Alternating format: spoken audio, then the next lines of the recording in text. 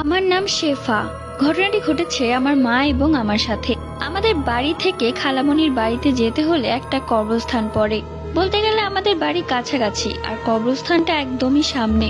তো সেই দিন ভোর সন্ধ্যার দিকে আমি মায়ের সাথে খালামণির বাড়িতে যাচ্ছিলাম। সেই দিন মা খালামণির পছন্দের তেলের পিঠা বানিয়েছিল, সেগুলো সাথে করে নিয়ে যাচ্ছিল। মা এক হাতে আমার হাত ধরে রেখেছিল, অন্য হাতে ছিল পিঠার পুটলি। তো হাঁটতে হাঁটতে হঠাৎই মা অনুভব করে তার পিঠার পুটলি ধরে কেউ টান দিয়েছে। সাথে সাথে মা পিছনে ঘুরে তাকায়, তাকিয়ে দেখে একটা কালো বিড়াল। আর বিড়ালটা ছিল স্বাভাবিক বিড়াল থেকে অনেক বড়। বিড়ালটার চোখ দুটো ছিল লাল, রাগান্বিত চোখে পিঠার পুটলির দিকে তাকিয়ে আছে। আমরা দুজনই ভয় পেয়ে যাই। মা একটা বুদ্ধির কাজ করে, সেই পিঠার পুটলিটা বিড়ালের সামনে রেখে আমাকে নিয়ে সামনের দিকে দৌড়াতে থাকে। আমরা আর পেছনে ঘুরে তাকাইনি একবারও।